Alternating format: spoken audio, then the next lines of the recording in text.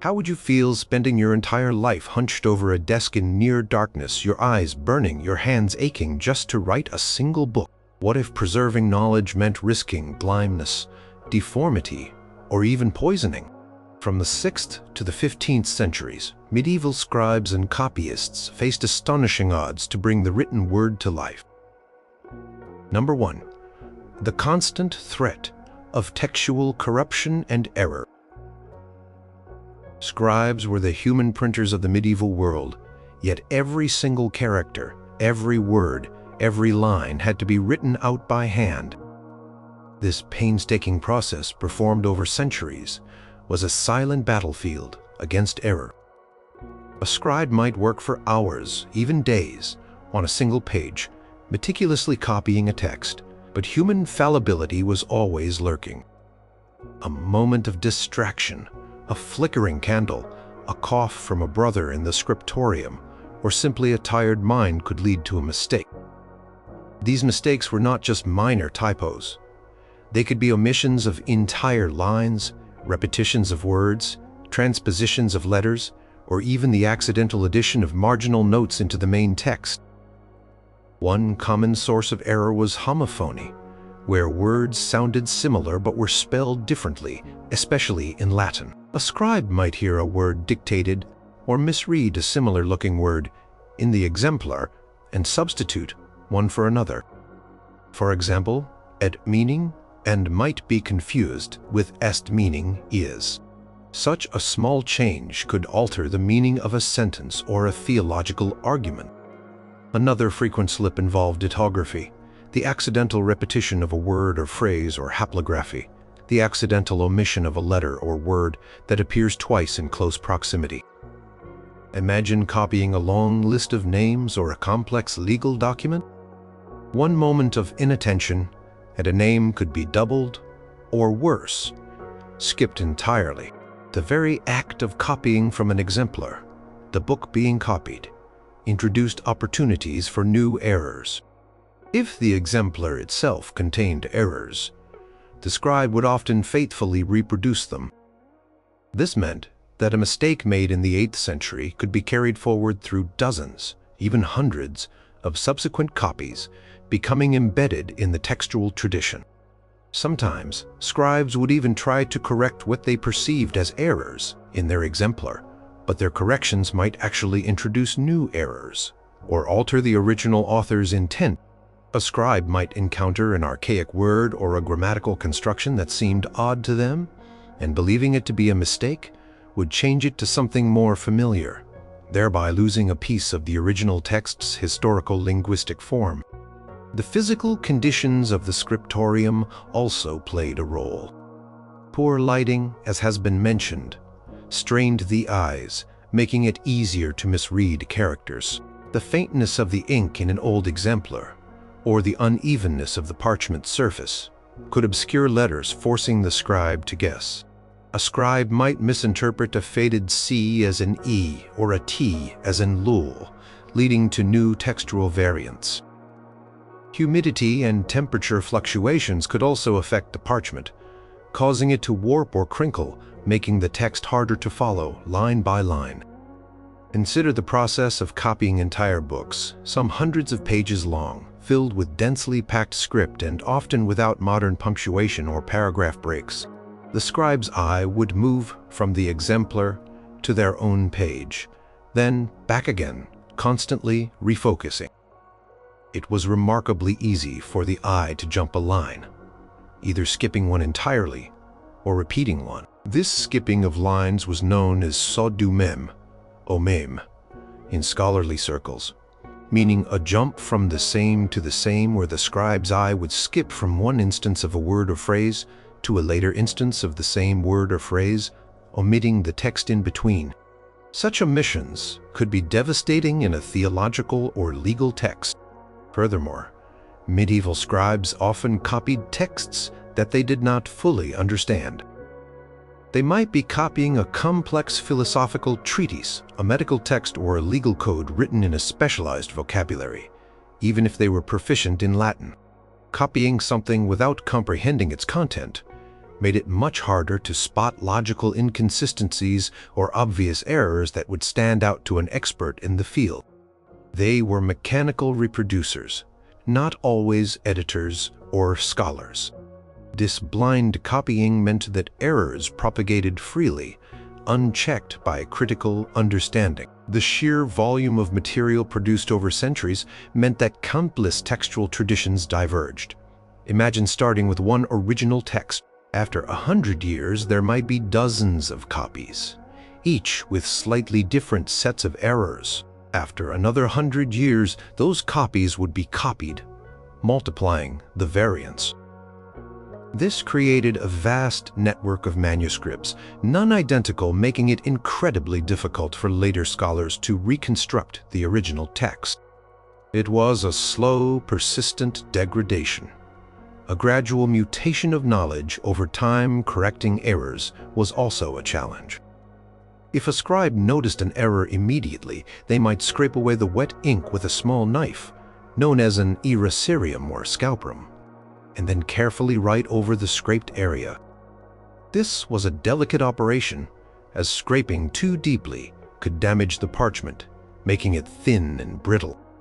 If the ink had already dried, they might try to obfuscate the error, which could make the text messy and illegible. Sometimes, they would simply draw a line through the mistake and write the correction in the margin or between the lines. These corrections, however, could also be misread by subsequent scribes, or they might be ignored entirely. A marginal correction intended for one line could accidentally be incorporated into the text at an incorrect point. The concept of authoritative text was fluid in the Middle Ages. Without printing presses, there was no single definitive edition of any work. Every copy was, in a sense, a new edition, bearing the unique marks of its scribe and the textual lineage it descended from. This meant that scholars and readers often had to consult multiple manuscripts of the same work, trying to piece together the most plausible version, or simply accepting the version they had. The intellectual challenge of discerning what an author truly wrote as opposed to what a scribe copied became a major undertaking for early humanists and later textual critics. This quiet war against textual corruption was a constant background hum in the lives of medieval scribes. Every stroke of the pen, every careful glance at the exemplar was a small battle against the inevitable slide into inaccuracy. Number 2, the physical strain and devastating health issues. The life of a medieval scribe was far from a leisurely existence. It was a grueling physical ordeal that took a heavy toll on the body. Day after day, year after year, these individuals dedicated their lives to the arduous task of copying manuscripts, often under conditions that would be considered intolerable by modern standards. The very act of writing for hours on end, usually in silence and solitude, created a unique set of occupational hazards that led to a range of severe health problems. One of the most immediate and pervasive challenges was the relentless strain on their eyesight. Scribes worked with minute details, often copying tiny script in dimly lit scriptoria. Natural light was prized, but often insufficient, especially on cloudy days or during the shorter daylight hours of winter. Candles, made from tallow or beeswax, provided some illumination, but they produced smoke and soot that stung the eyes and stained the parchment. Constant focusing on tiny characters, combined with the poor lighting, led to extreme eye fatigue, headaches, and progressive vision loss. Many scribes likely suffered from severe myopia or nearsightedness, which would have worsened over time. The flickering flame of the candle, the dark shadows cast by the quill, and the faintness of some inks on aged parchment only intensified the struggle. Imagine trying to read and copy thousands of words a day, squinting constantly, your eyes burning, often unable to make out the fine lines of letters or the faint traces of ruling on the page. Some scribes even recorded their struggles in colophons, the notes at the end of a manuscript, complaining about the pain in their eyes, the darkness, or the difficulties of the text. Beyond eye strain, the repetitive nature of writing, especially with a quill pen, led to severe musculoskeletal problems. Scribes spent countless hours hunched over their desks, often in uncomfortable, rigid wooden chairs or even standing. This posture put immense pressure on the spine, neck, and shoulders. They developed chronic back pain, scoliosis, and stiffness in their joints. The dominant hand and arm, constantly gripping and moving the quill, were particularly vulnerable. Scribes frequently suffered from repetitive strain injuries similar to modern carpal tunnel syndrome or tendinitis. Their fingers, wrists, and forearms would ache, swell, and become inflamed. The steady, precise pressure required to form elegant letters, the careful control of ink flow, and the repeated motion of forming each stroke all contributed to severe pain and eventual debilitation. Some historical accounts and skeletal remains suggest that many scribes developed deformities in their fingers and hands, with hardened calluses, swollen joints, and even arthritis, making the act of writing increasingly painful and difficult as they aged. The materials themselves also posed health risks.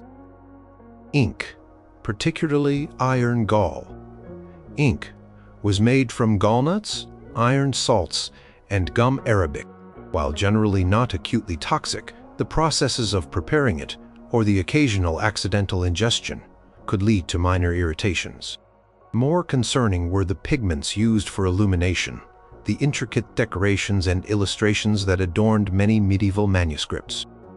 These pigments were often derived from minerals and could contain dangerous heavy metals. For example, vermilion, a bright red pigment, was made from cinnabar, a mercury. Sulfide orpiment, a vibrant yellow, contained arsenic. White lead was a common white pigment.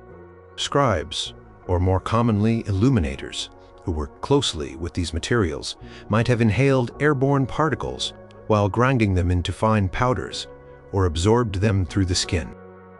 Chronic exposure to mercury, arsenic, or lead could lead to a range of severe health problems, including tremors, neurological damage, kidney failure, digestive issues, and even death.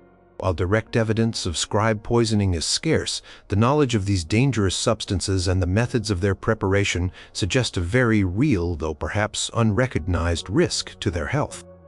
The scriptorium itself, often unheated or poorly heated, contributed to the physical hardships. In winter, temperatures could drop significantly, making hands numb and stiff, further impeding the delicate work of writing. The cold made joints ache and muscles tense. Fingers, already strained from writing, would become clumsy in the chill. Humidity levels also varied, affecting not only the parchment but also the scribe's comfort. Drafts from ill-fitting windows or doors could add to the discomfort. The lack of proper ventilation, especially when using candles or oil lamps, meant that the air could become heavy with smoke and fumes, contributing to respiratory issues or headaches. Furthermore, the general monastic diet, while sufficient for survival, was often monotonous and lacked certain nutrients, potentially contributing to overall weakness and susceptibility to illness. Life in the monastery, with its rigorous schedule of prayer, work, and sleep, left little room for physical recreation or therapeutic exercise that might have alleviated some of the bodily strains. Scribes were expected to endure these conditions as part of their monastic vows, seeing their suffering as a form of devotion. The physical suffering was not just a side effect of their work. It was often an integral part of their daily reality, a constant battle against the limitations of their own bodies. Elegant script and beautiful illuminations that survive today are silent testaments not only to skill and dedication, but also to immense physical endurance and the enduring pain borne by those who created them. Number 3. The slow speed of production. Creation of a single book in the medieval era was an undertaking of immense proportions, a testament to staggering human patience and labor. It was not a matter of weeks or even months for a large volume. Often it stretched into years. The speed of production, or rather the lack thereof, was an enormous challenge for anyone who needed a book, or for the scribes themselves who faced the daunting prospect of seeing projects through to completion over significant portions of their lives. To understand the slowness, one must first break down the process. It began not with the pen, but with the preparation of parchment. Animal skins, calf, sheep, or goat were meticulously processed. This involved soaking the skins in lime solutions to remove hair, scraping away flesh and fat, stretching them taut on frames, and then drying them under tension. This entire process took days, often weeks, for a batch of skins. Even after this, the parchment needed to be smoothed often with pumice stone and whitened with chalk, ensuring a smooth, uniform surface for writing. Every single sheet used in a manuscript had to undergo this laborious transformation from animal hide to writing surface. A single large book, such as a Bible, could require the skins of 200 to 300 sheep, a considerable investment in both animal life and human labor just to prepare the material. Once the parchment was ready, it had to be ruled. Before any ink touched the page, a scribe or a specialist ruling hand had to painstakingly draw faint lines across each sheet. These lines guided the scribe's hand, ensuring straight lines of text and uniform margins. This was not a quick process. Each sheet might need dozens of horizontal lines for the text, plus vertical lines to define the columns and margins. This was often done with a dry point, an uninked stylus that left an indentation or later with lead point or fainting. Measuring and marking hundreds of pages, line by line, before even starting the actual writing. Then came the ink. Iron gall ink, the most common type, was prepared from gallnuts, iron salts, and gum arabic, often mixed with water or wine. Preparing a fresh batch of ink involved crushing the gallnuts, allowing them to steep, adding the other ingredients, and then straining the mixture. This was not an instant process. Pigments for illumination were even more time-consuming to prepare. Minerals had to be ground into extremely fine powders using a mortar and pestle, often for hours, and then mixed with a binder such as egg yolk or gum arabic. Each color required separate preparation, and the quality of the pigment depended on the fineness of the grind. This meant that the creation of the very substances used to write was a significant barrier to speed. The actual act of copying was the most significant bottleneck. A scribe could realistically copy only a few pages per day, depending on the script size, the complexity of the text, and their personal speed and endurance. Some estimates suggest a scribe might complete between 2 to 4 folios, or 4 to 8 pages, per day, assuming they were focused solely on copying. A single page might contain hundreds of words, all meticulously formed. Every letter, every stroke, every minuscule was drawn by hand. There were no shortcuts, no printing presses to churn out identical copies. Each book was unique, painstakingly built letter by letter. Consider the complexity of certain texts. Complex theological treatises might be filled with difficult Latin, requiring more careful and slower copying to ensure accuracy. Book with extensive glosses or marginal notes required the scribe to carefully position the main text while leaving adequate space for the notes, adding another layer of complexity and time. Illuminated manuscripts, those adorned with intricate decorations, initials, and miniature paintings, added immensely to the production time. After the text was copied, a separate illuminator would take over, adding gold leaf and vibrant colors, a process that could take months or even years for a single lavish volume. The time taken for such artistic embellishments often dwarfed the time spent on copying the text itself. Moreover, scribes were often monks, and their copying duties were interspersed with their monastic schedule of prayers, liturgical services, and other communal duties. They did not work 8-hour shifts solely dedicated to writing. Their time in the scriptorium, was often broken up by hours of religious observance, which further slowed down the pace of production. The very rhythm of monastic life, while providing the stability for long-term projects, was inherently not geared towards rapid output. The result was that a single substantial book could take a team of scribes or a dedicated individual many years to complete. For instance, the Book of Kells, a famously illuminated gospel book, is believed to have taken several scribes and illuminators decades to complete, perhaps over a period of 20 to 30 years in the late 8th and early 9th centuries. Even a simpler text, without elaborate illumination, could occupy a scribe for a year or more. This meant that knowledge spread at a glacial pace. New ideas, new discoveries, or even essential texts could only be disseminated as quickly as a scribe could copy them, severely limiting intellectual exchange and the widespread availability of information. The slowness was not merely an inconvenience. It was a fundamental constraint on the accumulation and sharing of knowledge in the medieval world, shaping the very intellectual landscape of the era. The harsh working conditions and lack of comforts.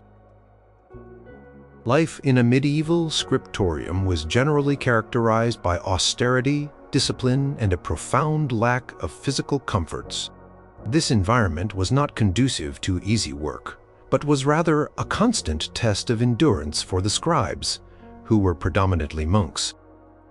The conditions under which they labored were far removed from the climate-controlled, well-lit offices of today, creating a challenging backdrop for their painstaking work. One of the most persistent and pervasive discomforts was the cold.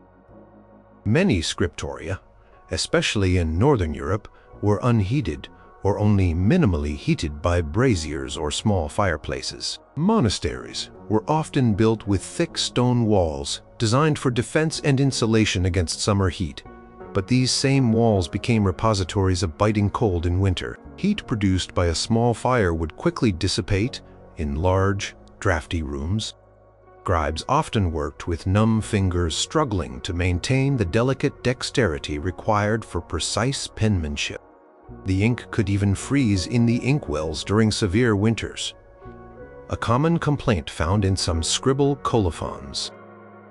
Imagine trying to hold a thin quill, dipping it into freezing ink, and forming perfect letters when your hands are so cold they ache and tremble. This extreme cold not only made the work physically painful, but also slowed down the process, as scribes would have to frequently stop to warm their hands, perhaps by blowing on them or huddling near a meager source of warmth. Lighting was another perpetual problem. As discussed, natural light was preferred, but it was often insufficient. Windows were typically small and made of thin, unglazed parchment or oiled cloth, which let in light but blocked much of it and allowed drafts. Glass windows were rare and expensive, reserved for cathedrals or royal palaces. When daylight faded, scribes had to rely on artificial light sources, primarily candles made of tallow or beeswax or oil lamps. These sources provided dim, flickering illumination that cast long, dancing shadows. They also produced smoke and soot, which not only irritated the eyes and lungs, but also deposited grime on the precious parchment. Constant glare from the reflective parchment surface under a poor light source also added to eye strain. The darkness was not just an inconvenience. It was an active antagonist to the delicate task of reading and copying, forcing scribes to strain their eyes for hours on end, contributing to long-term vision impairment. The furniture in a scriptorium was strictly functional and often uncomfortable. Scribes typically worked at sloped desks, which allowed for better posture for writing, but offered little ergonomic support. Seating might be a hard wooden stool or bench, providing no back support and leading to severe back pain, especially during long hours of sitting. There were no soft cushions, no adjustable chairs, and no breaks for stretching or moving around. The very design of the workspace was meant to minimize distraction and encourage focus, but it did so at the expense of the scribe's physical well-being. Scribes were expected to maintain a disciplined and often motionless posture for extended periods, further contributing to stiffness, muscle fatigue, and poor circulation. Beyond the cold, dark, and uncomfortable workspace, the monastic discipline itself imposed a rigid set of restrictions that contributed to a lack of personal comfort. Monks lived under vows of poverty and austerity. Their clothing was simple and often coarse, offering limited protection against the cold. Their diet was usually plain and monotonous, consisting primarily of bread, vegetables, and sometimes fish, with meat being a rare luxury. While sufficient for survival, this simple fare did not provide the varied nutrition or comforts that might have sustained them better through their physically demanding work. The vow of silence, enforced in many monastic orders, meant that scriptoria were places of profound quiet. While this might seem beneficial for concentration, it also meant that scribes often worked in isolation, without the small comforts of conversation or the ability to voice their discomforts or frustrations. The lack of social interaction beyond structured communal activities could contribute to a sense of monotony and loneliness, especially for individuals who might have preferred more personal connection. Scribes also had to contend with issues like flies and insects in warmer months, which could land on their wet ink, smudge their work, or simply be a constant annoyance. Dust and dirt were also ever present, requiring diligent cleaning of the parchment to prevent smudges and stains. The entire environment was one of constant vigilance and deliberate deprivation, intended to foster spiritual devotion and discipline. The medieval scribe's life was not one of gentle scholarship in a cozy study. It was a rigorous, often harsh existence defined by physical discomfort, environmental challenges, and strict monastic rules. The beautiful manuscripts that survive today are not only products of immense skill, but also enduring symbols of the human capacity to endure hardship and maintain focus under exceedingly challenging circumstances. The silent suffering endured by these nameless individuals in the scriptoria was an unseen yet fundamental part of the legacy of written knowledge they bequeathed to future generations. Number 5. The high cost and scarcity of materials. Before a single word could be copied, medieval scribes and their monastic communities faced an immense hurdle: acquiring the very materials needed for writing.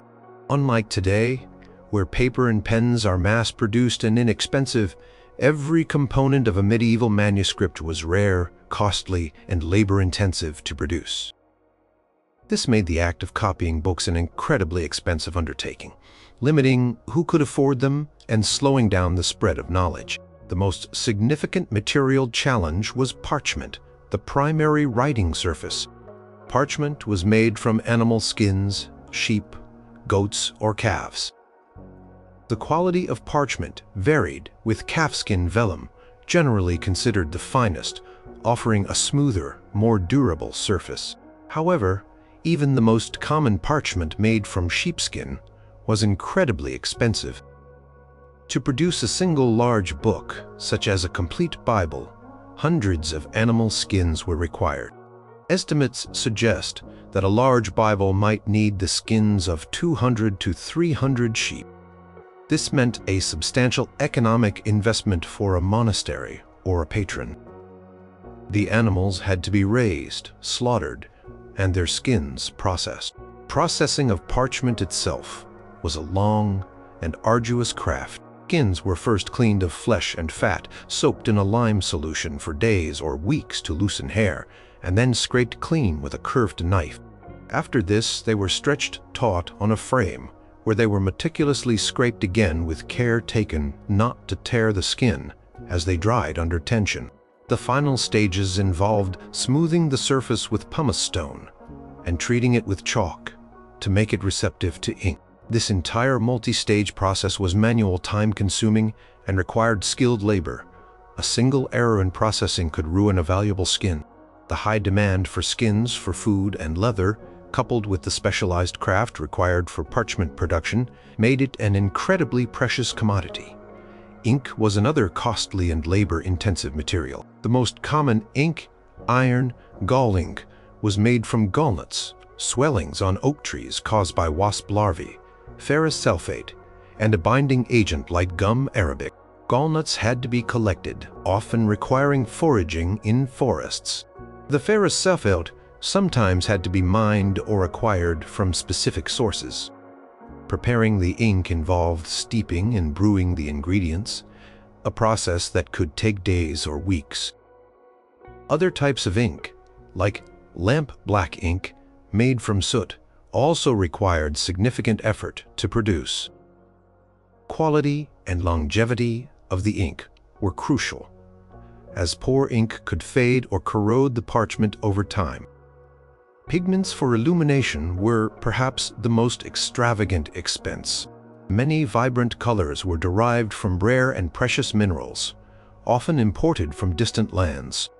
Lapis lazuli, for example, which produced a brilliant blue, ultramarine, came from Afghanistan and was more expensive than gold during much of the Middle Ages.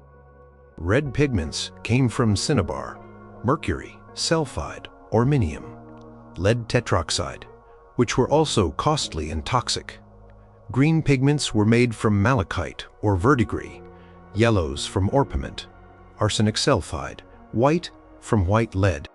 Gold and silver leaf were also used extensively for highlights and backgrounds, adding significantly to the cost. The raw materials for these pigments had to be sourced, transported, and then meticulously ground into fine powders mixed with binders and prepared for use, a process that required specialized knowledge and careful handling. The mere quantity of gold leaf used in a lavish manuscript could represent a king's ransom. Quills, the primary writing tool, also presented a supply challenge. Quills were typically made from the primary flight feathers of large birds, usually geese, swans, or crows. Not just any feather would do. They needed to be of a certain size, stiffness, and curvature.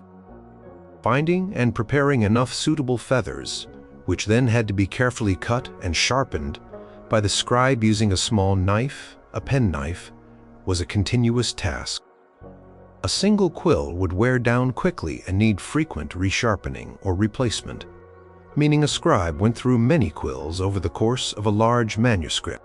Beyond the raw materials, there were other necessary tools: knives for scraping parchment and sharpening quills, awls for pricking guide holes, rulers for drawing lines, compasses for circles, and specialized brushes for painting illumination.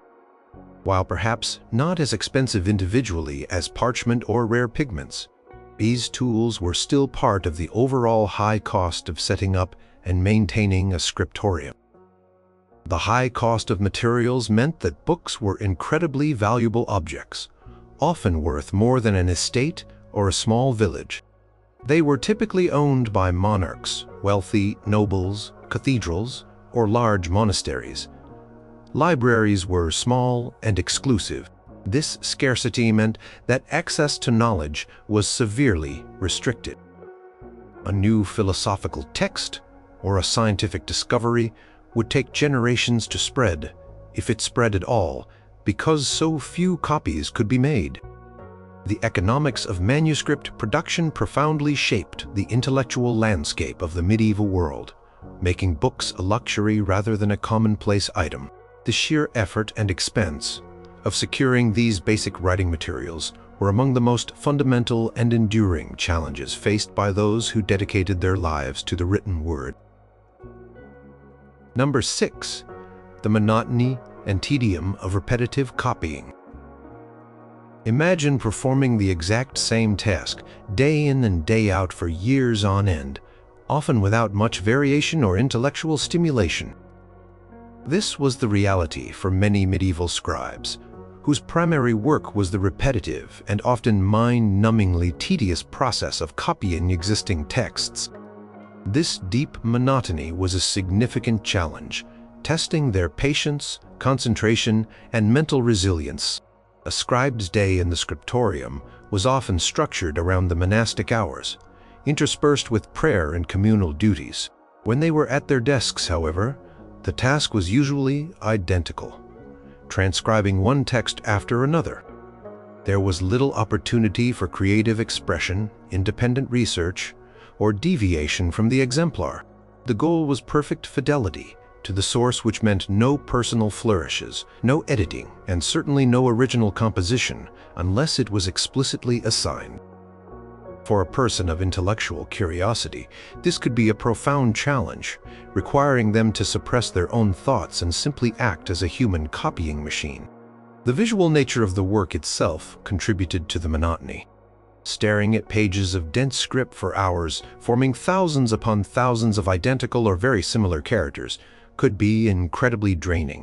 The Latin language, often written without modern punctuation or paragraph breaks, presented a solid block of text that offered few visual resting points.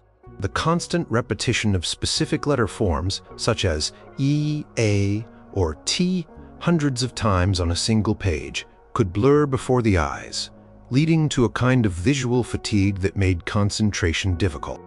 The subtle variations in script from one scribe to another, or from one century to the next, were often imperceptible to the hurried eye. The lack of variety extended to the subject matter. While some scriptoria were larger and might copy a wider range of texts, many smaller monastic houses focused on specific genres, such as liturgical books, patristic writings, or a select few classical authors. A scribe might spend a significant portion of their career copying versions of the Bible or the works of a single theologian, or endless lives of saints.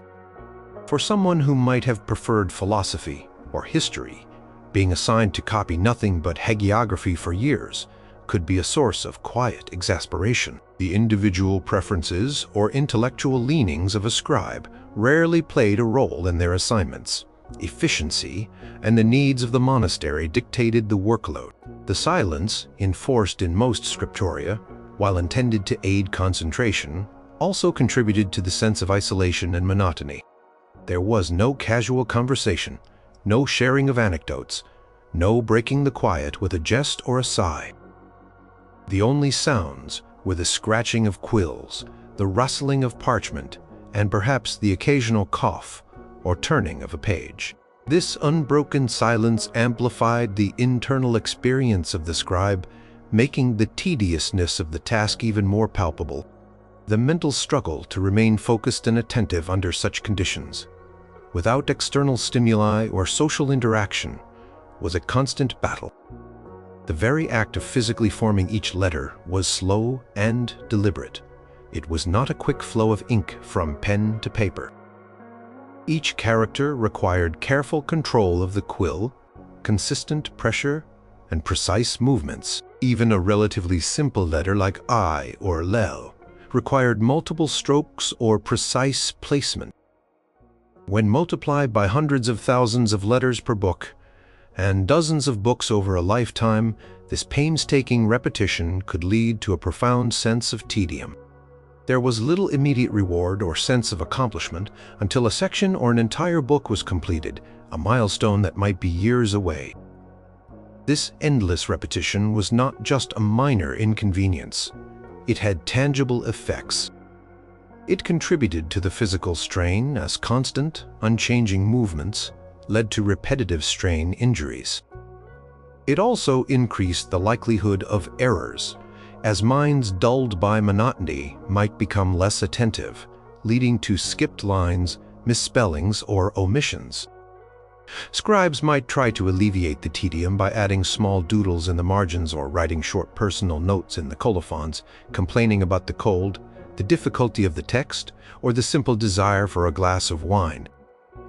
These small acts of defiance or self-expression are rare glimpses into the human struggle against the overwhelming tedium of their daily existence. The life of a medieval scribe, therefore, was a stark contrast to the romanticized image of leisurely scholars. It was a life dominated by exacting, repetitive labor that demanded extreme patience and mental fortitude.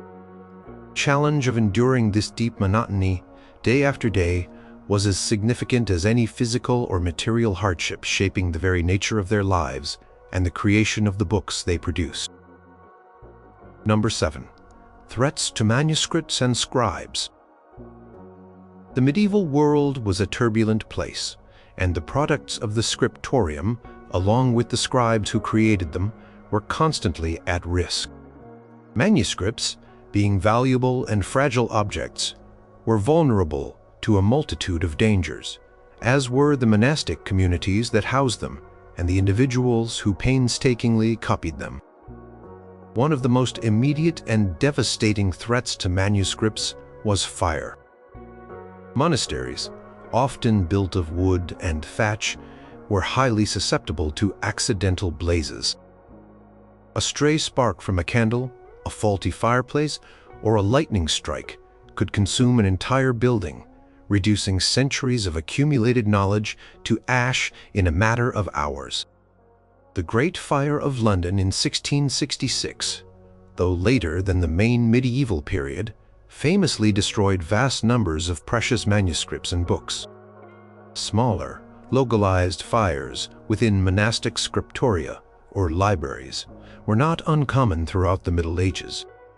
Once a manuscript was consumed by fire, it was gone forever, representing an irreplaceable loss of unique texts, illuminated art, and intellectual heritage. Scribes and other monks would often risk their lives to save books during a fire. But the speed and intensity of such blazes often meant many perished. Warfare and political instability also posed existential threats. During periods of conflict, invading armies or raiding parties often targeted monasteries. These institutions were frequently wealthy, possessing valuable lands, treasures, and critically food stores. They were seen as legitimate targets for plunder. When sacked, monasteries could be burned, their libraries ransacked, and their books either destroyed, stolen, or scattered. The Vikings, for example, were notorious for their raids on coastal monasteries in the early medieval period, such as Lindisfarne in 793, where countless manuscripts would have been lost or carried away. Later, during various European wars or religious conflicts, monasteries were again targeted. The destruction of the Library of Monte Cassino multiple times throughout its history, by Lombards, Saracens, and even Allied bombing in World War II, highlights the persistent vulnerability of monastic centers to military conflict. Beyond outright destruction, theft was a significant problem. Manuscripts were incredibly valuable, often worth their weight in gold. As such, they were prime targets for thieves, whether opportunistic raiders, disgruntled monks, or even rival monasteries seeking to build their own collections. A stolen manuscript could disappear into private hands or foreign collections, effectively lost to its original community. The movement of manuscripts through theft or confiscation often meant that a text might suddenly become isolated, making it harder for scholars to compare copies or trace textual lineages. Neglect and environmental degradation also took their toll. Even if a manuscript escaped fire, war, or theft, it still faced the slow decay of time. Parchment, while durable, could become brittle, stained, or eaten by insects and rodents over centuries. Ink could fade, flake, or even corrode the parchment. Without proper storage conditions, stable temperature, humidity control, and protection from light, manuscripts would slowly deteriorate.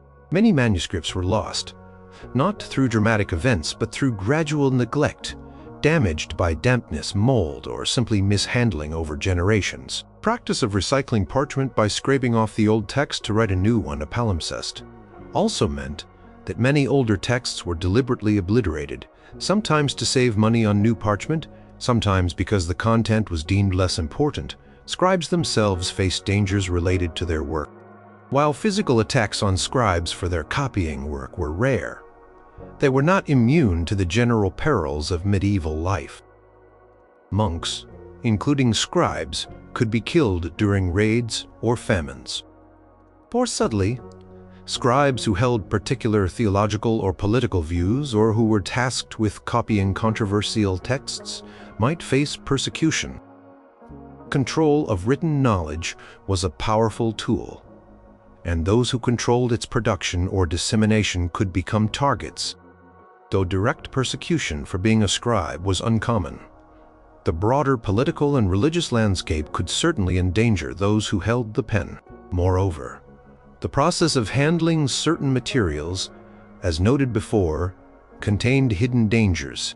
Exposure to toxic pigments like arsenic, mercury, or lead could slowly poison illuminators or scribes over time, leading to chronic illness or early death, though this danger was largely unrecognized at the time.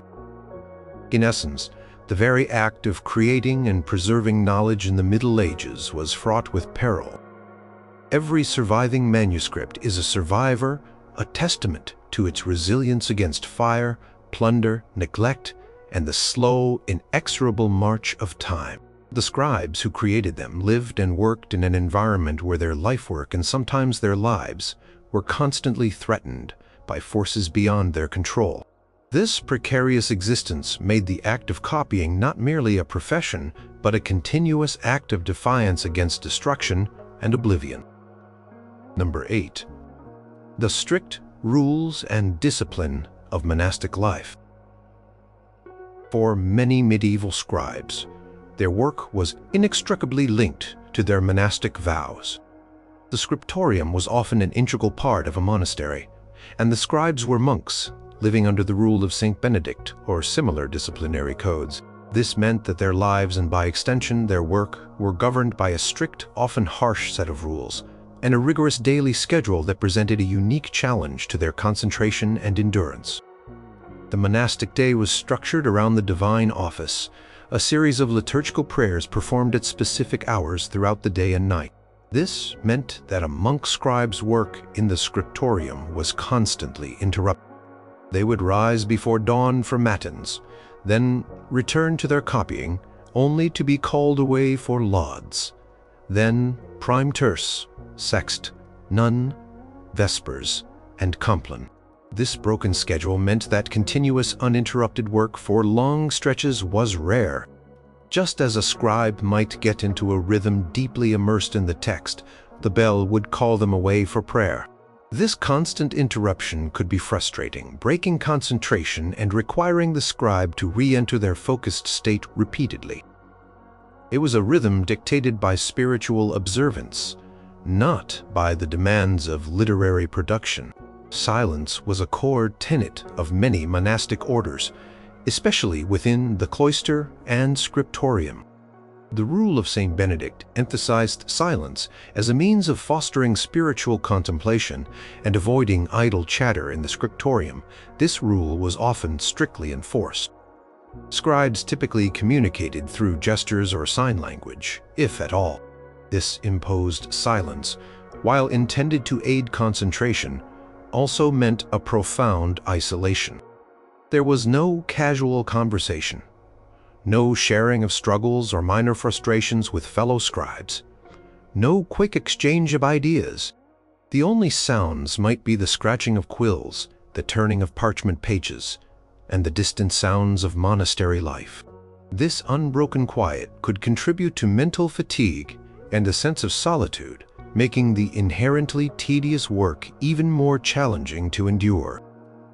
The monastic vows of poverty, chastity, and obedience also directly impacted the scribe's daily life. The vow of poverty meant that personal comforts were minimal, possessions were communal, and luxury was shunned. This translated into the austere conditions of the scriptorium: hard benches, minimal heating, and simple tools. The vow of obedience meant that a scribe had no say in their assignments. They copied what they were told to copy, regardless of their personal interests or intellectual preferences.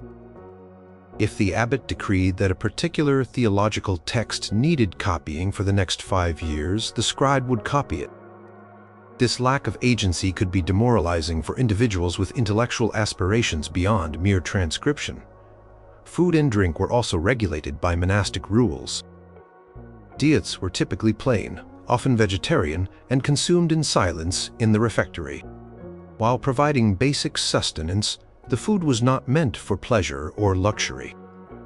This plain fare, combined with the often cold and demanding physical work, meant that scribes sometimes endured physical discomfort from hunger or lack of adequate nourishment. There was no extra coffee or snacks to get through a tough afternoon of copying. Sustenance was part of the disciplined routine, not a personal choice or indulgence. Sleep was another regulated aspect of monastic life. Monks often slept on hard beds with minimal bedding and were expected to rise in the middle of the night for matins. The broken sleep patterns, combined with the physical and mental demands of their work, could lead to chronic fatigue. A tired scribe was more prone to error, to eye strain, and to a general feeling of weariness that permeated their existence. Discipline was paramount. Any deviation from the rules, any laziness, any imperfection in their work could lead to penance or correction. Scribes were expected to work diligently without complaint and to strive for perfection in their copying as an act of devotion. This constant pressure to perform flawlessly under the watchful eye of the abbot or custos librorum, keeper of the books, added another layer of stress to an already demanding job. The spiritual purpose of their work, while perhaps providing a sense of meaning, also imposed a heavy burden of meticulousness and unflagging commitment. The very purpose of the scriptorium, within the monastic context, was not just about intellectual preservation, but also about spiritual labor. Copying was seen as a form of prayer, a means of contributing to the spiritual wealth of the community, and an act of humility. This spiritual framework, while noble, often overshadowed individual needs or professional aspirations. A scribe was first and foremost a monk, and their craft was subservient to their monastic calling. This profound dedication, while admirable, meant that the personal comfort, health, and intellectual freedom of the individual scribe were often secondary to the strictures of monastic life and the overarching spiritual mission. It was a life of quiet sacrifice, where every word copied was an offering and every hardship endured was a step closer to spiritual perfection.